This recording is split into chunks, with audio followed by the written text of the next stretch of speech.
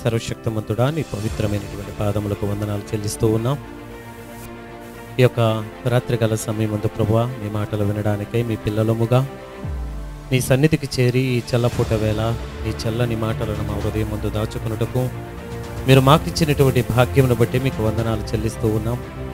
ఈ సమయమందు ప్రభువా, మాట్లాడుచున్నటువంటి నన్ను మరుగుపరచి నీ పరిశుద్ధము ద్వారా మీరు మాట్లాడి మా ఆత్మలను రక్షించే శక్తి గలటువంటి మాటలను మా హృదయంలో నాటమని ప్రార్థిస్తూ ఉన్నాం. ఈ వాక్యమును బట్టి వినువారికి మేలు కలుగునట్లుగా క్షేమాభివృద్ధికరమైనటువంటి మాటలను మీ బిడ్డలకు తెలియచేయండి. కుటుంబమునకు ఓదార్పును, సంఘమునకు తండ్రి కావలసినటువంటి తండ్రి జ్ఞాన వివేచన మాటలను మీరు అందించమని ప్రార్థిస్తూ యేసుక్రీస్తు నామములో ప్రార్థన అడుగుచూ ఉన్నాము తండ్రి, ఆమేన్. కూడి వచ్చిన పిల్లలైనటువంటి మీ అందరికీ కూడా మన ప్రభువును రక్షకుడైన యేసుక్రీస్తు వారి పేరిట అందరికి కూడా వందనాలండి. అలాగనే దైవ సేవకులందరూ కూడా హృదయపూర్వకమైనటువంటి వందనాలు తెలియజేస్తూ ఉన్నాం. మరి ఇక్కడికి ఆహ్వానించినటువంటి సహోదరులు, మా ప్రియులు, జతపని వారైనటువంటి తిమోతి గారికి, వారి కుటుంబానికి కూడా ప్రత్యేకమైనటువంటి వందనాలు. అలాగే రమేష్ గారికి, వారి కుటుంబానికి మరి ప్రత్యేకమైనటువంటి శుభాభివందనాలు తెలియజేస్తూ ఉన్నాం. మరి సహోదరులు మరి అనేక దినాలుగా మరి దేవుని యొక్క సన్నిధిలో వారును, వారి కుటుంబమును, తల్లిగారు మరి లక్ష్మమ్మ గారు కూడా నేను ఎన్నిసార్లు వచ్చినా ప్రతిసారి కూడా ఆమె నేను చూస్తూనే ఉన్నాను.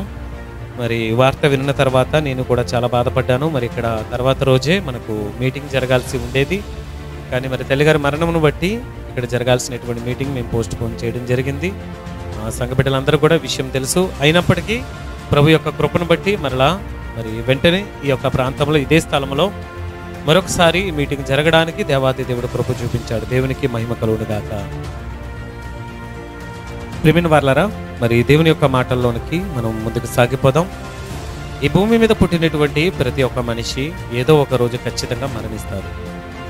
మరణము అనేది మనిషికి దేవుడిచ్చినటువంటి వరమా, శాపమా? ఒక మాటలో చెప్పాలి అంటే మానవులందరూ కూడా భూమి మీద పుట్టిన తర్వాత మరణిస్తూనే ఉన్నారు. ఏ ఒక్క కుటుంబంలో కూడా మా కుటుంబంలో మరణము జరగలేదు అని ఏ వ్యక్తి కూడా చెప్పలేడండి. మరణాన్ని చూసి వెక్కిరించేవారు కానివ్వండి, హేళన చేసేవారు కానివ్వండి, వారి కుటుంబంలో కూడా మరణం అనేది జరిగింది. ఈ మరణము ఎందుకు వస్తుంది, ఎప్పుడు వస్తుంది, ఎలా వస్తుందో ఎవ్వరికి కూడా తెలియదండి.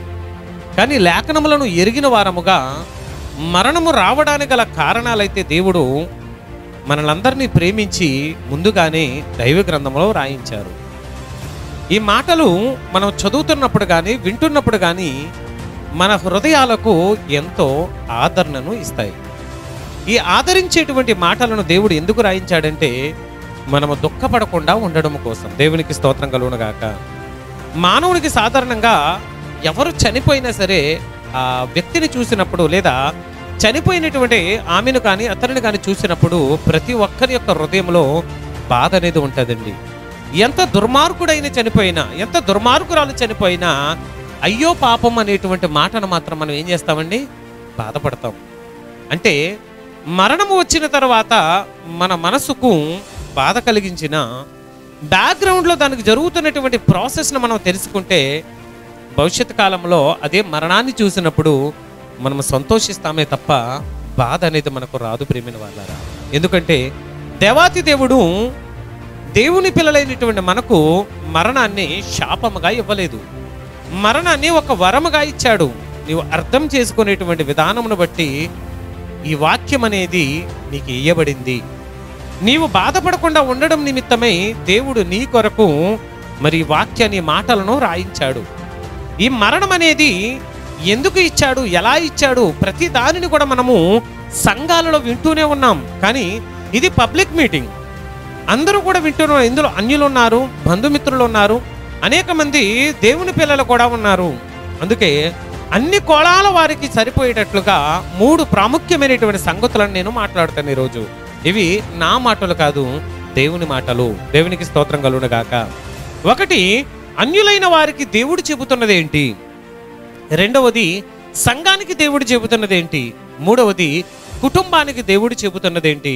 ఈ 3 విషయాలను ఆలోచించిన తర్వాత నేను ఈ ప్రసంగాన్ని ముగిస్తాను. మీరందరూ కూడా శ్రద్ధగా బైబిల్ గ్రంథాలను తెరచి బైబిల్లో నుండి కొరింథీయులకు రాసిన 2వ పత్రిక 5వ అధ్యాయము, కొరింథీయులకు రాసిన 2వ పత్రిక 5వ అధ్యాయము 7వ వచనం నుండి 10వ వచనం వరకు కూడా మనం చదువుకుందాం.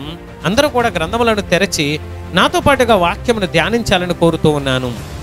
గనుక ఈ దేహములో నివసించుచున్నంత కాలము ప్రభువునకు దూరముగా ఉన్నామని ఎరిగియుండియు ఎల్లప్పుడూ ధైర్యము గల వారమై ఉన్నాము. ఇట్లు ధైర్యము కలిగి ఈ దేహమును విడిచిపెట్టి ప్రభువునొద్ద నివసించుటకు ఇష్టపడుచున్నాము. కావున దేహమందున్నను దేహమును విడిచెనను ఆయనకిష్టులమై ఉండవలనని మిగిలి అపేక్షించుచున్నాము. ఎందుకనగా తను జరిగించిన క్రియలు చొప్పున అవి మంచివైనను సరే చెడ్డవైనను సరే దేహముతో జరిగించిన వాటి ఫలమును ప్రతివాడు పొందునట్లు మనమందరము క్రీస్తు న్యాయ పీఠము ఎదుట ప్రత్యక్షము కావలియును. ఈ వచనము అంటే 3 వచనాలు 4 వచనాలు సుమారుగా పెద్దవే, కానీ జీవితం యొక్క పరమార్థము, మరణం యొక్క పరమార్థం అంతా కూడా ఇందులో రాయబడి ఉంది. ఏమని చెబుతున్నాడు అంటే, ఈ దేహములో నివసించునంత కాలము నివసించాలి. నివసిస్తున్నాము అంటే ఎక్కడ నివసిస్తాము? ఒక ఇంట్లో నివసిస్తాం. ఎక్కడ నివసిస్తామండి? ఎంతమందికి ఇళ్ళు ఉన్నాయి? చేతులెత్తండి. ఎంతమందికి నివాసాలు, కొంపలు ఉన్నాయి? మీ భాషలో ఇల్లే అంటారా? ఇల్లే, ఓకేనా? ఎంతమందికి ఇల్లు ఉన్నాయి? అందరికీ ఉన్నాయి కదా. ఈ ఇంటిలో మనం ఏం చేస్తాము? నివసిస్తాము, అంతే కదా. ఈ దేహము కూడా మనకు ఏమై ఉన్నదట? నివాసమై ఉన్నదట. ఏమై ఉన్నదట? ఇంతకీ దేహము మనము కాదా? మనము ఈ దేహములో ఉంటే ఈ దేహము మనము కాదా? కాదు. లక్ష్మమ్మ గారు మరణించినప్పుడు నేను ఫిజికల్గా చూడలేదు, మీరు అందరూ చూశారు కదా. చనిపోయినటువంటి ఆమెను చూసి అయ్యో లక్ష్మమ్మ గారు చనిపోయారు అంటామా? ఏమన్నాము? అన్నారా మీరందరూ కూడా? లక్ష్మమ్మ గారు చనిపోయారని ఫోన్ చేసాం, బంధువులకి మిత్రులకు అందరికీ తెలియజేశాం. ఇంతకీ లక్ష్మమ్మ గారు మన కళ్ళ ముందే ఉన్నారు, కానీ మనం ఏమంటున్నాం? చనిపోయారు అంటున్నాం. ఏమంటున్నాం మనము? చనిపోయారు. ఎక్కడికి పోయారు? ఎక్కడికి పోయారు మీకు తెలియకపోయినా పోయారన్న సంగతి మాత్రం మీకు తెలిసిపోయింది. మరి కనబడుతున్నది ఎవరు? కనబడుతున్నది ఎవరు చెప్పండి? లక్ష్మమ్మ నివసించినటువంటి నివాసము. దేవునికి స్తోత్రం కలుగునుగాక. ఎవరు కనబడుతున్నారు మనకు? లక్ష్మమ్మ గారు ధరించుకున్నటువంటి దేహముని వాక్యం అంటుంది ఆమె నివసించిన నివాసము. అంటే చనిపోయింది, పడిపోయింది, కూలిపోయింది. లక్ష్మమ్మ నివసించినటువంటి ఇల్లే తప్ప లక్ష్మమ్మ కాదు. దేవునికి స్తోత్రం కలుగునుగాక. ఇప్పుడు తల్లి గారు దేవుని యొక్క సన్నిధిలో ఎలా ఉన్నారు? సజీవంగా ఉన్నారు. నమ్ముతారా? నమ్ముతున్నారా? తల్లి గారు ఎలా ఉన్నారు? ఇప్పుడు సజీవంగా ఉన్నారు. ఆమె గురించి ఏమని రాయబడిందో తెలుసా? ఈ దేహంలో నివసించినంత కాలము ఆమె ఎవరికి దూరంగా ఉన్నారట? దేహంలో నివసించినంత కాలము పిల్లలకు దగ్గర ఉన్నారు, కానీ ఎవరికి దూరంగా ఉన్నారు? తండ్రికి దూరంగా ఉన్నారు. ఎంతమందికి స్త్రీలకు, లేడీస్, మీ అమ్మగారింటికి వెళ్ళడం అంటే ఇష్టం? చేతులు ఎత్తండి. పర్వాలేదు, ఎత్తండి. జనరల్గా మాట్లాడుకుందాం. ఎంతమందికి అమ్మ వాళ్ళ ఇంటికి వెళ్ళడం అంటే ఇష్టం చెప్పండి? అందరికీ ఇష్టమే కదా. అత్తవారింటికి వెళ్ళడానికి బలవంతంగా వెళ్ళాల్సి వస్తుంది. అది అమ్మగారింటికి అయితే 5 నిమిషాల్లో చిటికలో రెడీ అయిపోతాం. ఇలా వెళ్ళి అలా వచ్చేస్తాం, వెంటనే రెడీ అండి సూట్ కేసు అంటాం. ఎక్కడికి వెళ్ళడానికి? అమ్మగారింటికి వెళ్ళడానికి. ఎందుకు చెప్పండి? తల్లిదండ్రులతో మీకున్నటువంటి అనుబంధం అలాంటిది. తండ్రితో, తల్లితో మీకున్నటువంటి సంబంధం అలాంటిది. ఇప్పుడు లక్ష్మమ్మ గారు విడిచిపెట్టినటువంటి దేహము మనము చూసి ఏడుస్తున్నాము, దుఃఖపడుతున్నాము, కన్నీరు కారుస్తున్నాము. ఇరుగు పొరుగు వాళ్ళు వచ్చి అయ్యో తల్లిని మనం కోల్పోయామే అనుకుంటున్నాం. కానీ ఆమె ఎక్కడికి వెళ్ళిందట? ప్రభువు దగ్గరికి వెళ్ళిందని రాయబడింది వాక్యం. ఎక్కడికట? ప్రభువు దగ్గరికి. అంటే ఆమె బ్రతుకున్నంత కాలము అనారోగ్యంతో ఉన్నా, ఆరోగ్యంగా ఉన్నా, నవ్వుతూ ఉన్నా, ఏడుస్తూ ఉన్నా ప్రభువుకు దూరంగా ఉండి మనకు దగ్గరగా ఉందేమో, కానీ ఈరోజు మనకు దూరమైన తను దేవునికి ఎలా ఉందట? దగ్గరగా ఉందట. ఇట్లు ధైర్యము కలిగి, ఇలాంటి ధైర్యము కలిగి. ఎలాంటి ధైర్యము? నేను మరణిస్తే ఎక్కడికి వెళతాను? నేను చనిపోతే ఎక్కడికి వెళతాను? నా తల్లిదండ్రుల ఇంటికి. ఇది అత్తారిల్లు ఆమెకు. ఏంటిది? అంతే కదా, ఇది అత్తారిల్లేనా? మరి ఆమె ఎక్కడికి వెళ్ళింది? ఇప్పుడు శాశ్వతంగా అమ్మగారింటికి వెళ్ళింది. ఎక్కడికి వెళ్ళిందండి? అమ్మగారింటికి. అమ్మగారింటి దగ్గర ఎక్కువ రోజులు ఉండాలనిపిస్తుందా? అత్తారింటి దగ్గర ఎక్కువ రోజులు ఉండాలనిపిస్తుందా? అమ్మగారింటి దగ్గరే. ఇప్పుడు ఆమె సంతోషంగా ఉంది, ఆమెను బట్టి మనము కూడా ఏం చేయాలి? సంతోషించండి. దేవునికి స్తోత్రం కలుగునుగాక. ఇంకా విచారమొద్దు. ఎందుకంటే ఆమె భక్తి జీవితము, ఆమె క్రీస్తులో నడిచినటువంటి విధానము నిలవబడి సాక్ష్యాలు చెప్పారు మీరందరూ కూడా. నాకంటే మీకే బాగా తెలుసు. దేవునిలో నిద్రించినటువంటి ఆమె దేవుని సన్నిధిలో ఉన్నాదని మనం నమ్ముచూ ఉన్నాం. నిజంగా ప్రియమైన వారలారా, అది ధన్యత. కిందనంటున్న చూడండి, ధైర్యము కలిగి ఈ దేహమును విడిచిపెట్టి ప్రభువునద్ద నివసించుటకు మనము ఇష్టపడుచున్నాము. ప్రభువునద్ద నివసించడం అంటే చనిపోవడానికి కూడా మనం ఏం చేస్తున్నామట? ఇష్టపడుతున్నామట. ఎందుకోసము? అమ్మగారింటికి వెళ్ళాలి, తల్లిదండ్రుల ఇంటికి వెళ్ళాలి, కన్న ఇంటికి వెళ్ళాలి. సహోదరులు చదివారు కీర్తన గ్రంథము 90వ అధ్యాయములో. ఏమని చదివారు? తరతరముల నుండి మాకు నివాస స్థలము నీవే, ప్రభు యొద్దకు వెళుతున్నాము. తరతరముల నుండి ఎప్పటి నుంచో ఆయనలో, ఆయన దగ్గర ఉన్నాము. ఇప్పుడు మరలా ఆయన దగ్గరికి మనం ఏం చేస్తున్నాము? వెళ్ళుచున్నాము. మనుషులనట తన దగ్గరికి పిలిచేటప్పుడు, తన దగ్గరికి రమ్మన్నప్పుడు ఒక ప్రక్రియ ఉన్నది. ఆ ప్రక్రియ ఏంటో తెలుసా? మనుషులను మంటికి మార్చుచున్నాడట. ఏం చేస్తున్నాడట? మనుషులను మంటికి మార్చుచున్నాడు. అంటే మనిషిని ఏ మట్టి నుండి అయితే తయారు చేశాడో, ఏ మట్టి నుండి అయితే తీశాడో, అదే మట్టిలోనికి మరలా ఆ దేహాన్ని కలిపేసి ఆత్మను మరలా తను ఏం చేసుకుంటున్నాడు? రమ్మని పిలుస్తున్నాడు. నరులారా తిరిగి రండి. ఏమని పిలుస్తున్నాడు ఆయన? చెప్పాలి కింద ఉన్న వాళ్ళు. నరులారా తిరిగి రండి. తిరిగి రావడం అంటే అర్థం ఏంటి? అప్పుడప్పుడు మనము, మన పిల్లలు ఉన్నారనుకోండి, అమ్మ నేను వెళుతున్నాను అన్నారనుకోండి, అదేం మాటరా? వెళ్ళొస్తున్నాను అనాలి. ఏమనాలి? వెళ్ళొస్తున్నానని చెప్పి వెళ్ళమంటాం. అంటే అర్థం ఏంటి? వెళుతున్నవాడు క్షేమంగా మరలా తిరిగి ఏం చేయాలి? నేను వెళుతున్నానంటే మనం ఒప్పుకోం. వెళుతున్నాను కాదు, వెళ్ళొస్తానని చెప్పు. అమ్మా నేను త్వరగానే వెళ్ళొస్తాను. దేవుడు కూడా ఏమంటున్నాడు? తిరిగి రండి. తిరిగి రండి అంటున్నాడంటే పంపించిన వాడు ఏమంటున్నాడు? వెళ్ళేసి కొన్ని రోజులు ఉండేసి మరలా ఏం చేయండి? వచ్చేసేయండి. ఇప్పుడు నరులారా తిరిగి రండి అని పిలుస్తున్నటువంటి దేవాతి దేవుడు ఆ పిలుపుకు లోబడి ఇప్పుడు లక్ష్మమ్మ గారు ఏం చేశారు? ఇప్పుడు చెప్పండి, ఆమె వెళ్ళారా, మరణించారా? చెప్పాలి గట్టిగా, గట్టిగా వినపడాలి. మరి వెళ్ళిన వాళ్ళని ఎవరైనా బాధపడతారా? వెళ్ళిన వారిని చూసి ఎవరైనా దుఃఖపడతారా? వెళ్ళిన వారిని చూసి ఎవరైనా ఏడుస్తారా? పిల్లలు మీరు కూడా, కుటుంబస్తులు మీరు కూడా వినాలి. ఆమె తన తండ్రి ఇంటికి వెళ్ళింది. పాట పడతాం కదా, మా నాన్న ఇంటికి నేను వెళ్ళాలి. పాడేమా?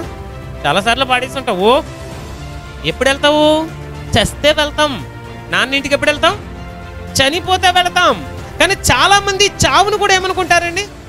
మరణాన్ని ఏమనుకుంటారండి? దేవుని పిల్లలు దేవుడిని నమ్ముకో ఏం బాగుపడ్డారు, చచ్చిపోయారండి, వీళ్ళు చనిపోతున్నారండి, రోగాలు వస్తున్నాయండి, బలహీనతలు వస్తున్నాయండి అంటారు. ఒక మాట చెప్పనా?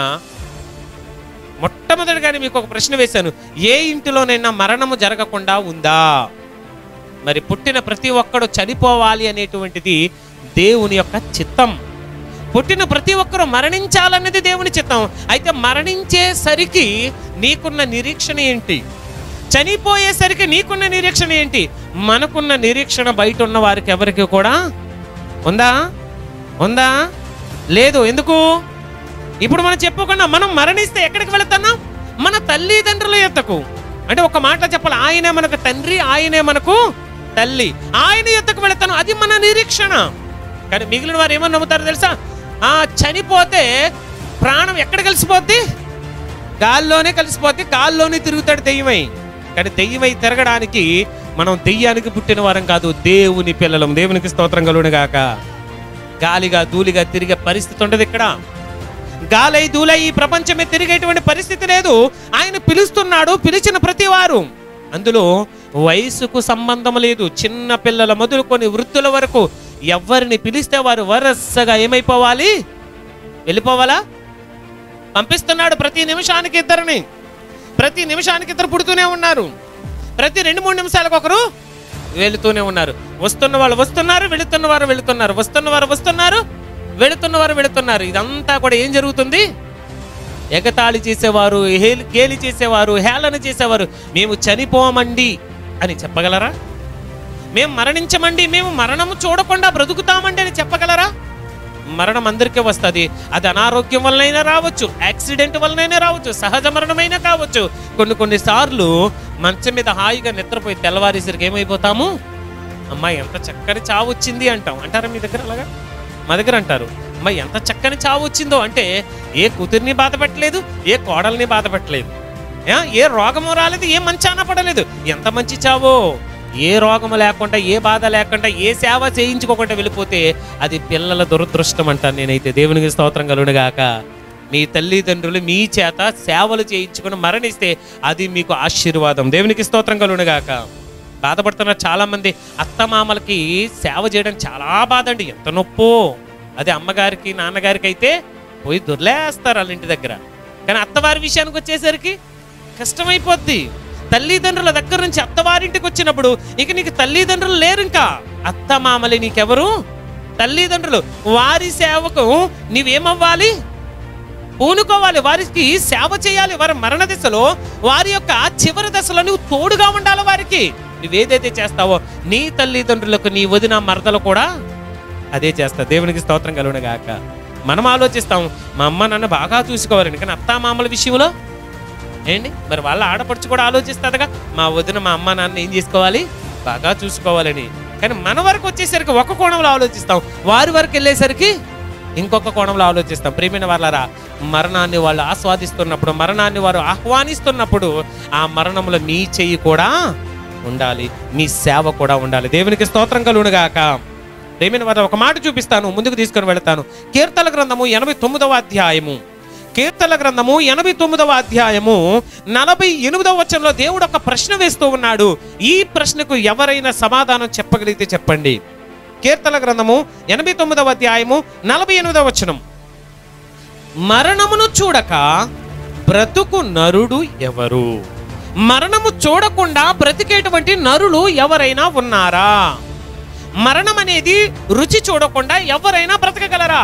ఇప్పుడు నా వయసు 35 సంవత్సరాలు, మహా అయితే ఇంకొక 30 సంవత్సరాలు బ్రతుకుతానేమో. ఆ తర్వాత ఏమైపోవాలి? ఇంకొంతమంది వయసు 50 ఉండొచ్చు, మహా అయితే ఇంకొక 10-20 సంవత్సరాలు బ్రతకొచ్చు. దేవుడు మీకు ఇచ్చినటువంటి ఆయుష్ కాలంలో సగటు మనిషి 65 నుంచి 70 సంవత్సరాలు బ్రతికితే ఆ ఆయుష్ కాలంలోనైనా నువ్వు మరణించాలి, లేదా ఏదైనా రోగం వచ్చైనా మరణించాలి, లేదా ఏదైనా బలహీనత వచ్చైనా మరణించాలి, లేదా సహజ మరణమైనా రావాలి. కానీ మరణం మాత్రం పక్కా. అదే అంటున్నాడు, మరణమును రుచి చూడకుండా బ్రతికే నరుడు ఎవరు? ప్రతి ఒక్కరూ మరణించాలి అనేది ప్రియమైన వారలారా అది దేవుని చిత్తం. పాతాళ వశము కాకుండా తన్ను తాను తప్పించుకొనగలవాడు. అంటే పాతాళ వశం అంటే మట్టిలోనికి వెళ్లకుండా తనను తాను ఏం చేయలేడట, తప్పించుకోలేడు. ఎవరు మరణించినా తీసుకొని వెళ్లాల్సింది మట్టిలోనికే. మరి ఎవరైనా తప్పించుకుంటారా అంటే ఎవ్వరు తప్పించుకోలేరు. ఒకే ఒక వ్యక్తి తప్పించుకున్నాడు, ఆయనే ప్రభు అయినటువంటి యేసుక్రీస్తు వారు. దేవునికి స్తోత్రం. ఒకే ఒక వ్యక్తి మరణాన్ని జయించి తిరిగి లేచిన వ్యక్తి, ఆయన మనకు భరోసా ఇస్తున్నాడు. నన్ను విశ్వసిస్తే, నన్ను నమ్మితే మరణించిన తరువాత మీకు మరొక క్రొత్త జీవితాన్ని ఇస్తానంటున్నాడు. దేవునికి స్తోత్రం కలుగునుగాక. అంటే ఇది మన నిరీక్షణ. మరణించిన తరువాత నీకొక బ్రతుకు ఉంది అని ఆయన నీకొక నిరీక్షణ ఇస్తూ ఉన్నాడు, నీకొక హోప్ ఇస్తూ ఉన్నాడు, నీకొక ఆశ చూపిస్తూ ఉన్నాడు. నిజంగా ప్రియమైన వారలారా, ఆ చచ్చిపోయిన తర్వాత ఏం జరుగుతుంది ఎవరు చూసారులేండి అనుకుంటాం. మనం ఏమనుకుంటామండి? చచ్చిపోయిన తర్వాత మన్నైనది మన్నైపోతుంది, ఆత్మ గాల్లో కలిసిపోతుంది, ఎవరు చూసారులేండి అనుకుంటాం. చూసొచ్చి చెప్పిన మాట అయినా సరే వినాలి కదా ఏంటి? చూసొచ్చి చెప్పిన వారి మాట అయినా వినాలి కదా అంటే ఒక వ్యక్తి పాతాళానికి వెళ్ళిపోయాడండి. ఆ వ్యక్తి ధనవంతుడు అని రాయబడింది. ఏమని రాయబడింది? ధనవంతుడని రాయబడింది. ఆ వ్యక్తి పాతాళానికి వెళ్ళిన తర్వాత బాధపడుతున్నాడు. ఎలా బాధపడుతున్నాడో తెలుసా? అయ్యో, నేను ఈ పాతాళంలో నరకయాతన పడలేకపోతున్నాను, ఈ అగ్నిలో నేను ఈ బాధలను అనుభవించలేకపోతున్నాను. దయచేసి ఎవరైనా మా అన్నదమ్ముల దగ్గరికి వెళ్ళి చెప్పండి. ఎక్కడున్నారు వాళ్ళు? పక్కింట్లో లేరళ్ళు. ఈయనేమో పాతాళంలో ఉంటే అన్నదమ్ములు ఎక్కడున్నారు? భూమి మీద ఉన్నారు. నాకు 5 అన్నదమ్ములు ఉన్నారు, దయచేసి లాజరును పంపిస్తే పోయి సువార్త చెప్పొచ్చేస్తాడు. ఏమని చెప్పాలి? చచ్చినోడు అడుగుతున్నాడు, బ్రతుకున్నోళ్ళ దగ్గరికి వెళ్ళి చెప్పండి. ఏమని చెప్పండి? ఇక్కడ నరకయాతన ఉంది, ఇక్కడ మహా అగ్ని మండుతుంది. మీరు అలాగే భయపెడతారండి. క్రైస్తవులు అంటే అంతేనండి, నరకం ఉందంటారు, శిక్ష ఉందంటారు, భయపెట్టేస్తారండి అనుకోవచ్చు. ఏ మీ మత గ్రంథాల్లో లేదా నరకం ఉందని చెప్పండి? ఏ మత గ్రంథంలో లేదంటారు? ప్రతి మత గ్రంథంలోని నరకం ఉంది, దెయ్యం ఉన్నది, దేవుడు ఉన్నాడు, కీడు ఉంది, మేలు ఉంది, మంచి ఉంది, చెడు ఉంది. ఇవన్నీ సత్యమైనప్పుడు స్వర్గం ఉంది, నరకం ఉంది. మరి నరకాన్ని తప్పించుకునే మార్గం ఉన్నదా చెప్పండి? నరకాన్ని తప్పించుకునే మార్గం ఒకే ఒక్కడిస్తున్నాడు, ఆయనే ప్రభువైన యేసుక్రీస్తు వారు. దేవునికి స్తోత్రం కలుగునుగాక. అందుకే ఆయన అన్నాడు, నేనే నేనే నేనే నేనే మార్గము, నేనే సత్యము, నేనే, నా ద్వారా తప్ప ఎవడు కూడా పరలోకానికి రాలేడు. అంటే స్వర్గానికి ఎవరు వెళ్ళలేరు. వెళ్ళాలి అంటే నా ద్వారానే వస్తారు. చాలా మంది అంటారండి, మీ దేవుడు ఏంటంటే బాబు ఇంత శాడిస్టు, నన్ను నమ్ముకోకపోతే ఎక్కడేసేస్తాడట, ఆయన నమ్మకపోతే ఎక్కడేసేస్తాడట, నరకంలో వేసేస్తాడట. అలాగని చెప్పాడండి. నన్ను నమ్మకపోతే మిమ్మల్ని నరకంలో వేసేస్తాను అన్నాడా? ఆయన కోరుకున్నది ఒకటే, అరే దుష్టుడైనా వారి దుష్టత్వంలో చనిపోవడం నాకు ఇష్టం లేదు. నువ్వు దుర్మార్గుడు అయితే నీ దుర్మార్గతలో ఉండి చనిపోవడం నాకు ఇష్టం లేదు. మనం మాత్రం మంచి సర్టిఫికేట్ ఇస్తాం. మన కాంటాక్ట్ సర్టిఫికేట్ ఎలా ఉంటుందండి? నేను చాలా మంచోడిని, బ్యాక్గ్రౌండ్లో మనం ఏం చేస్తామో తెలియదు, కానీ నేను మాత్రం చాలా మంచివాడిని అని. ప్రియమైన వారలారా, నీ జీవితం గురించి నీకు తెలుసు, నా జీవితం గురించి నాకు తెలుసు. కనబడుతున్న నేను కాదు, కనబడుతున్న నువ్వు కాదు. మరణించిన తర్వాతే అసలు ఒరిజినాలిటీ బయటకు వస్తా. దేవునికి స్తోత్రం కలుగునుగాక. అందుకే పాతాళ వశమున పడకుండా తప్పించుకునే మార్గం కావాలంటున్నాడు. ఎవరు తప్పించుకుంటారంటే బుద్ధిమంతులైతే. ఎవరు తప్పించుకుంటారట? బుద్ధిమంతులైతే ఏం చేస్తారు? పాతాళానికి పోకుండా పరమునకు పోయేటువంటి మార్గాన్ని వెతుక్కుంటారు. పాతాళానికి అందరూ పోతారు, మరణించిన ప్రతి ఒక్కరూ పాతాళానికి వెళ్ళిపోతారు. కానీ పరలోకానికి వెళ్ళడానికి మార్గాన్ని భూమి మీద ఉన్నప్పుడే వెతుక్కోవాలి. నువ్వు ఈ భూమి మీద ఉన్నప్పుడే, నేను మరణించిన తర్వాత నా పరిస్థితి ఏంటి? ధనవంతుడు అవ్వడానికి క్రీస్తు నమ్మనవసరం లేదు. ధనం సంపాదించడానికి క్రీస్తు దగ్గర రానవసరం లేదు. నార్మల్గా కూడా చాలా మంది బాగా సంపాదిస్తున్న వారు లోకంలో ఉన్నారు. ధనము కోసం రమ్మని లేదు ఆయన ఏదో ఇస్తాడు, ఇల్లు ఇస్తాను, వాకళ్ళు ఇస్తాను, రండి అని పిలవలేదు ఆయన. ఏమన్నాడో తెలుసా? మీ మనస్సును మార్చేటువంటి వాడిని నేను, మీ హృదయాన్ని క్లీన్ చేస్తాను, నేను మీ మనస్సును మార్చుతాను, మీకు నిత్య జీవాన్ని ఇస్తానన్నాడు. ఎవరన్నా ఇస్తాడంటే ఏం చేస్తారో చెప్పండి? ముందే చెయ్యి పెట్టేస్తాం, ఇలాగా ముందు నాకే ఇచ్చేయి. ఏమంటాం? ఎవరన్నా ఇస్తారంటే ఏం చేస్తాం? ఫస్ట్ చెయ్యి మందే ఉంటుంది. పెద్దలు అంటారు చూడండి, తిండికి ముందు కొట్లాటకు వెనక. ఎక్కడుంటామట? తినడానికి ముందు ఉంటామట, కొట్లాటకి ఎక్కడ ఉంటాము?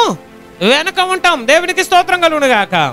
అంటే ఏదైనా తీసుకోవడానికి ముందుగా ఉన్నప్పుడు, కానీ నిత్య జీవం విషయానికి వచ్చేసరికి మాత్రం ఎక్కడ ఉంటామండి? మాకొద్దు బాబు, మీ మతం మాకొద్దు, మీ క్రైస్తవ్యం మాకొద్దు, మీ క్రీస్తు మాకొద్దు. వీరు అనుకుంటున్నారు క్రీస్తుని మేము వద్దనుకుంటున్నాం అనుకుంటున్నారు. క్రీస్తుని మాకు వద్దనుకుంటున్నారు.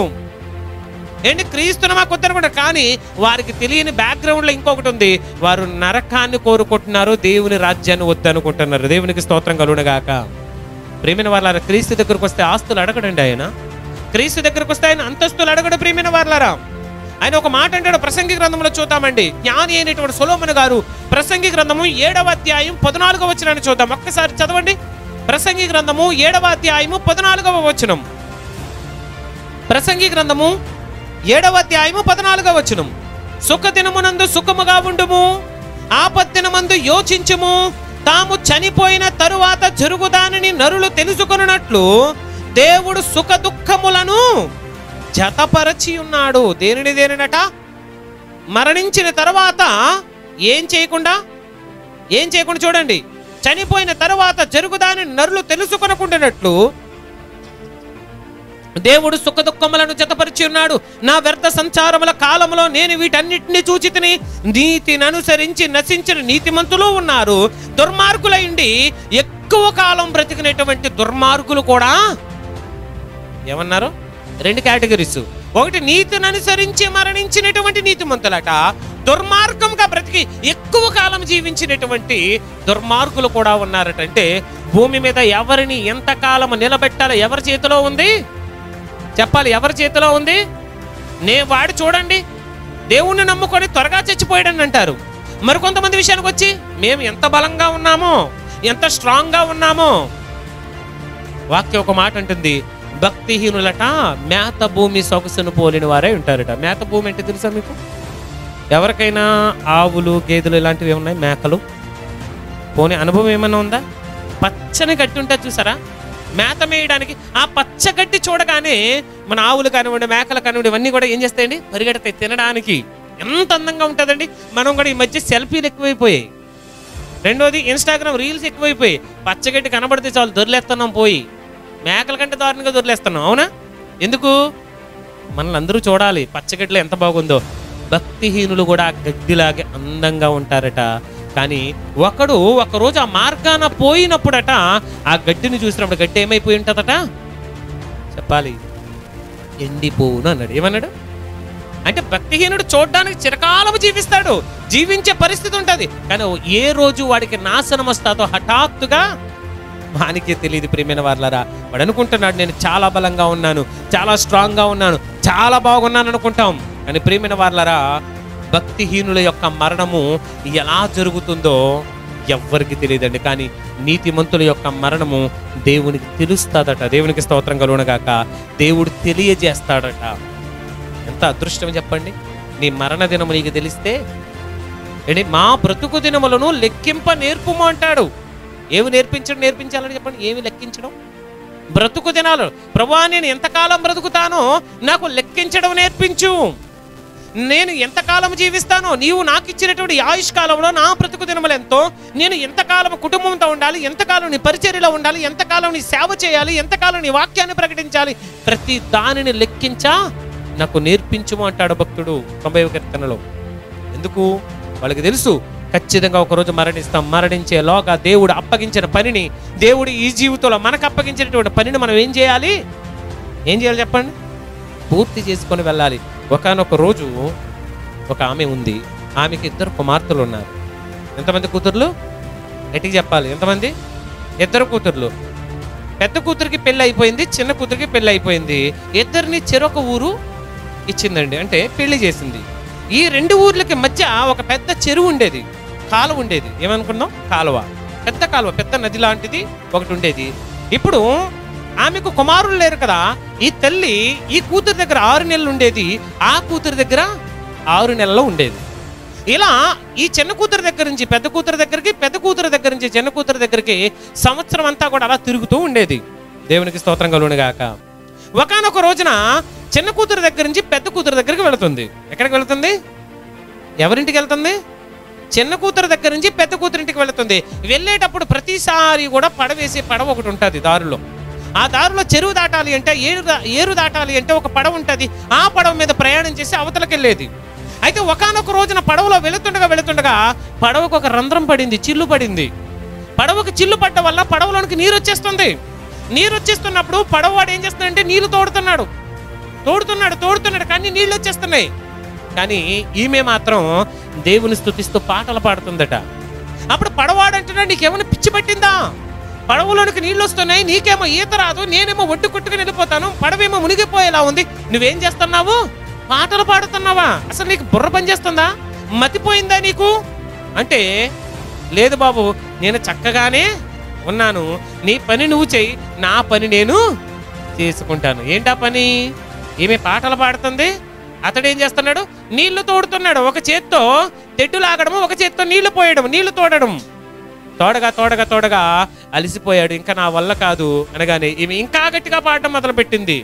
ఏందమ్మా అసలు ఏమైంది, ఎందుకు ఇలా పాడుతున్నావంటే అన్నది, మనం మునిగిపోతే తండ్రింటికి వెళ్తాము, ఒకవేళ ఒడ్డుకి చేరుకుంటే కూతురింటికి వెళ్తాము, అందుకే నాకు ఆనందంగా ఉందన్నదట. దేవునికి స్తోత్రం కలుగునుగాక. మునిగిపోతే ఎక్కడికి వెళ్తాదట? ఎక్కడికి? వాళ్ళ నాన్న ఇంటికి వెళ్తాదట. బ్రతికెళ్తే కూతురింటికి వెళ్తాదట. ఇలా ఆలోచిస్తారండి ఎవరైనా? చావులో కూడా ఆనందాన్ని వెతుక్కున్నారు. దేవునికి స్తోత్రం కలుగునుగాక. సంతోషంగా మరణించాలి. అందుకే యెహోవా భక్తుల మరణము ఆయన దృష్టికి విలువ కలిగినదట. దేవుని భక్తులుగా, దేవుని పిల్లలుగా నువ్వు మరణిస్తే దేవుని సన్నిధిలో నీ మరణానికి ఒక విలువ ఉంటుంది, నీ మరణానికి ఒక వాల్యూ ఉంటుంది. ప్రియమైన వారలారా, ప్రతి ఒక్క జీవరాశి, ప్రతి ఒక్క ప్రాణి కూడా ఈ భూమి మీద చనిపోవలసిందే.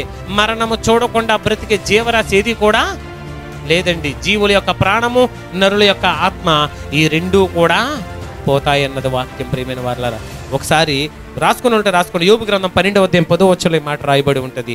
జీవరాశుల ప్రాణమును, మనుషులందరి ఆత్మలను ఆయన వశములో ఉన్నవి. జీవరాశుల ప్రాణము కానీ, మనుషుల యొక్క ఆత్మలు కానీ దేవుని యొక్క వశములో ఉన్నాయి.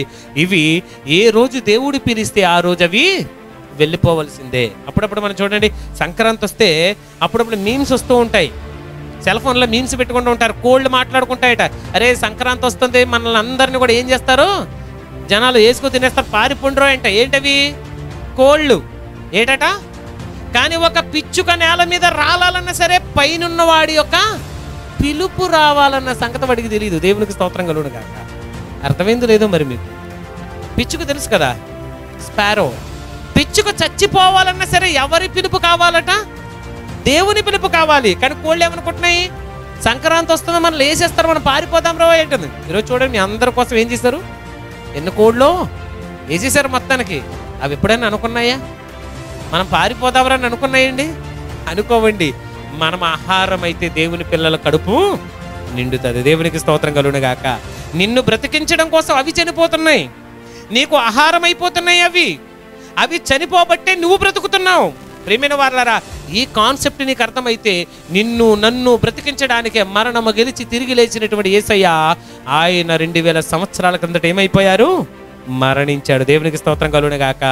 ఆయన మరణించాడు కనుకనే ఈరోజు మనం మరణించిన బ్రతకడానికి మనకు ఒక హోప్ ఉంది, నిరీక్షణ ఉంది, మనం బ్రతుకుతామనేటువంటి ఆశ ఉంది. ప్రియమైన వారలారా, ఎందుకంటే మనము దేవుని యొక్క భక్తులం. 116వ కీర్తన చదవండి ఒకసారి. కీర్తన గ్రంథము 116వ అధ్యాయం 15వ వచనం చదవండి ఒకసారి. కీర్తన గ్రంథము 116వ అధ్యాయము 15వ వచనం.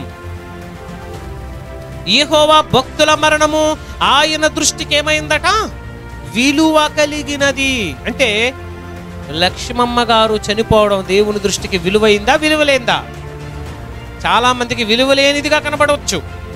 ఈమె చాలా చిన్న వయసులో మరణించింది, అంటే తక్కువ వయసులోనే చనిపోయింది. ఇంకా చాలా సుఖాలు చూడాలి, పిల్లల్ని చూడాలి, మనవళ్ళు చూడాలి, మనవరాండ్రు చూడాలి, వాళ్ళు ఎత్తుకోవాలి, అన్నీ చేయాలనుకునే వాళ్ళు చాలా మంది ఉండే ఉంటారు. కానీ భక్తుల యొక్క మరణము దేవుని దృష్టికి విలువైందంటే విలువైన మరణాన్ని విలువైనదిగానే దేవుడు ఏం చేసుకుంటాడు? తీసుకుంటాడు. దేవునికి స్తోత్రం కలుగును గాక. ఇంకొక మాట చూపిస్తానండి. 57వ యెషయా గ్రంథము 57వ అధ్యాయము 57వ అధ్యాయం మొదటి వచనాన్ని చదువుదాం. మంచి ఇంపార్టెంట్ విషయం ఇక్కడ రాయబడి ఉంటుందండి. చాలా మంది ప్రశ్నలకు సమాధానం. ఓకే. నీతిమంతులు నశించుట చూచి ఎవ్వరు కూడా దాన్ని ఏం చేయరట? మనస్సున పెట్టరు. నీతిమంతులు నశించుట చూచి ఎవరునో దానిని మనసున పెట్టరు. భక్తులైన వారు ఏం చేయబడుతున్నారు? భక్తులైన వారు తీసుకుని పోవుచున్నారు. కీడు చూడకుండా నీతిమంతులు ఏమైపోతున్నారట? ఇప్పుడు లక్ష్మమ్మ గారు ఎందుకు చనిపోయారు తెలుసా? భవిష్యత్తు కాలంలో రాబోతున్న కీడు చూడకుండా దేవుడు ఆమెను ఏం చేశాడట? తీసుకెళ్ళిపోయాడట. ఇప్పుడు ఎవరు గొప్పలు చెప్పండి? బతుకున్న మనం గొప్పవాళ్ళమా, చనిపోయినటువంటి ఆమె గొప్పదా? గట్టిగా చెప్పాలి. ఆమె నిమిత్తం ఎంతమంది సంతోషిస్తున్నారు? చేతులు ఎత్తండి. ఆమె క్రీస్తు దగ్గర ఉన్నది, దేవుని దగ్గర ఉన్నది, ఎంతమంది ఆనందిస్తున్నారు అంటున్నాడు. చూడండి ఇక్కడ ఎంత చక్కని మాట. కీడు చూడకుండా నీతిమంతులు ఏమైపోతున్నారట? కొనిపోబడుతున్నారట. అదృష్టం కదండి ఇది. నిజంగా పిల్లల చేతుల మీదుగా, సంఘం చేతుల మీదుగా ఆమె సమాధి చేయబడి సంతోషంగా అందరూ తీసుకొని వెళ్ళి సమాధిలోని పెట్టి ఈరోజు అందరం కూర్చొని ఆమెను జ్ఞాపకం చేసుకుంటున్నాం. ఇది అదృష్టం కాదంటారా? ఎంతోమంది ఫ్లైట్ ఈరోజు చూడండి, రష్యా ప్రాంతంలో ఇంచుమించుగా 59 మందితో ఒక ఫ్లైట్ కూలిపోయింది. డెడ్ బాడీస్ అన్ని పీసులు అయిపోయాయి. శరీరాలన్నీ దొరకట్లేదు, ముక్కలు అయిపోయాయి అన్నీ కూడా. బలమైనటువంటి వారు సైనికుల వాళ్ళందరూ కూడా, అలాగే దానితో పాటుగా ప్రిజనర్స్ ఉన్నారు, అంటే యుద్ధంలో దొరికినటువంటి ఖైదీలు ఉన్నారు, అందరూ బలమైన వాళ్లే. కానీ ఎవ్వరూ కూడా మిగలలేదు ప్రియమైన వాళ్ళారా. కానీ నీతిమంతులముగా దేవుడు మనల్ని చూసి అని అంటున్నాడు, నీతిమంతులు నశించడు చూసి ఎవరో మనసును పెట్టరు. భక్తులైన వారు కొనుపోబడుచున్నారు, కీడు చూడకుండా నీతిమంతులు కొనుపోబడుచున్నారని ఎవరికీ తోచట్లేదు. వారు వారి విశ్రాంతిలో ప్రవేశించుచున్నారు. తమకు సూటిగా ఉన్న మార్గమున నడుచువారు తమ పడకల మీద పరుండి వారు హాయిగా ఏం చేస్తున్నారట? విశ్రమించుచున్నారు. దేవునికి స్తోత్రం కలుగును గాక. వారు పడకల మీద పరుండి విశ్రమిస్తున్నారు. అంటే ఈమె మరణించలేదు, విశ్రాంతి తీసుకొని ఉన్నది. ఈమె ఏం చేస్తున్నదట? చెప్పాలి, ముగించేసుకుందాం, సమయం అయిపోతుంది. ఈమె ఏం చేస్తుందట ఇప్పుడు? అందుకే యేసుక్రీస్తు వారు లాజరు చనిపోయిన తర్వాత వెళ్ళి లాజరు నిద్రించుచున్నాడు అన్నాడు. ఏమన్నారని? లాజరు ఏం చేస్తున్నాడట? విధవరాలి కుమారుడు కూడా నిద్రించుచున్నారు, నాయన కుమార్తె నిద్రించుచున్నది. అందరి విషయంలో అన్నాడు నిద్రించుచున్నారు. నిద్రించడం అంటే నిద్రించిన అనేకులు మరలా తిరిగి ఏమైపోతారు? లేచేస్తారు. దేవునికి స్తోత్రం కలుగును గాక. చల్లగాలి వచ్చింది, వర్షం రావడానికి రెడీగా ఉంది. మనసులో దేవుని ప్రార్థన చేసుకున్నాడు అన్ని సక్రంగా జరగాలని. దేవునికి స్తోత్రం కలుగును గాక. ప్రియమైన వారలారా, ఒకే ఒక్క మాట చెబుతానండి. దుష్టులైన దుర్మార్గులైన మరణం అందరికీ వస్తుంది. కానీ ఆ మరణము తర్వాత నీకు నిరీక్షణ ఏంటి? మరణించిన తర్వాత నీ పరిస్థితి ఏంటి? ఆ పరిస్థితిలోనికి నువ్వు వెళ్లకుండా ఉండాలి అంటే భూమి మీద ఉన్నప్పుడే యేసు క్రీస్తు వారిని నువ్వేం చేయాలి? విశ్వసించాలి. అందుకే ఈరోజు మనం అందరం కూడా క్రీస్తుని విశ్వసించాం. ఆయన కొరకు చనిపోవడానికి కూడా సిద్ధంగా ఉన్నాం. ఆయన కొరకు అవమానమును నిందను కూడా మనము నిర్లక్ష్యం చేస్తూ క్రీస్తు వైపు చూస్తూ మనం ఏమైపోతున్నాం? ఈరోజు ముందుకు సాగిపోతూ ఉన్నాం. దేవునికి స్తోత్రం కలుగునుగాక. ఆయన మనకిచ్చినటువంటి గొప్ప నిరీక్షణ, ఆయన మనకిచ్చినటువంటి గొప్ప ఓపిక, ఆ హోప్ ఏదైనా ఉంది అంటే ఆయన కొరకు, మరణము కొరకు మనం ఎదురు చూడటమే. అయితే మన చావు లేదా క్రీస్తు వారి యొక్క రాకడ ఏం జరగాలి? అయితే మనకు మరణం రావాలి లేదా క్రీస్తు యొక్క రాకడ రావాలి. అప్పుడే దేవుణ్ణి మనం చూస్తాము, మన నిత్య జీవానికి మనం వెళతాం. ప్రియమైన వారలారా, దేవుడు దుర్మార్గుడైనా సరే వారి దుర్మార్గతలో ఉండి చనిపోవడం ఆయనకు ఇష్టం లేదు. ఆయన అంటాడు కదా, దుర్మార్గుడే తన దుర్మార్గతను విడిచి మంచివాడిగా మారిపోయి చచ్చిపోతే చాలు. నాకు దేవుడు కోరుకున్న మంచి కోరిక చూడండి. నువ్వు దుష్టుడువా దుర్మార్గుడువా, నీ దుర్మార్గతలోంచి నువ్వు చనిపోవడం ఇష్టం లేదు కనుకనే నువ్వు ఎన్ని దుష్ట పనులు చేసినా ఇంకా బ్రతికించి ఉంచుతున్నాడు. ఏ క్షణమైన నువ్వు మారతావేమో అని. దేవునికి స్తోత్రం కలుగునుగాక. నువ్వు ఇంకా బ్రతుకున్నావంటే ఒక ఛాన్స్ ఇచ్చాడు దేవుడు. రేపైనా సరే వీడు మారతాడేమో, ఇంకొక రోజు ఎక్స్టెండ్ చేస్తాను వీడికి ఆయుస్తు అనుకున్నాడు దేవుడు. అర్థమైందా మీకు?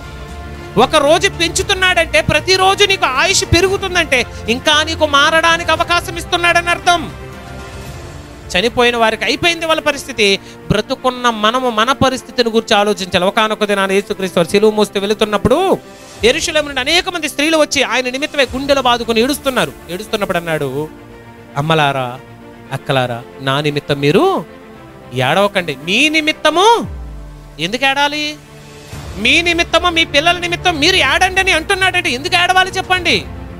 మీరు మరణిస్తే మీ పరిస్థితి ఏంటి? రాబోతుంది ఒక ఉగ్రత. యెరూషలేములో మహాదండ్లతోనూ యెరూషలేము చుట్టబడి భయంకరమైనటువంటి ఉగ్రత గురి కాబోతుంది.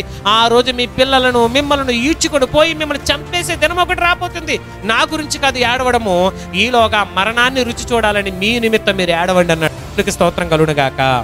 అందుకే భక్తులైన వారు కీడు చూడకుండా ఏమైపోతున్నారట? కొనిపోబడుతున్నారట. ప్రియమైన వారలారా, దేవుని మనసు ఎరిగిన వారమైతే దేవుడు ఎందుకు తీసుకొని వెళుతున్నాడు మనకు అర్థమవుద్ది. భక్తులైన వారు తీసుకొని వెళుతున్నాడు, భక్తులైన వారిని, దుష్టులైన వారిని బ్రతికించి ఉంచుతున్నాడు. కారణం ఏంటంటే వాళ్ళు మారాలని రెండు రీజన్స్ అంతే. ఒకటి, భక్తులైన వారు మరణిస్తున్నారంటే వాళ్ళ పని అయిపోయింది భూమి మీద, వారు చేయాల్సిన కార్యాలు అయిపోయి భూమి మీద.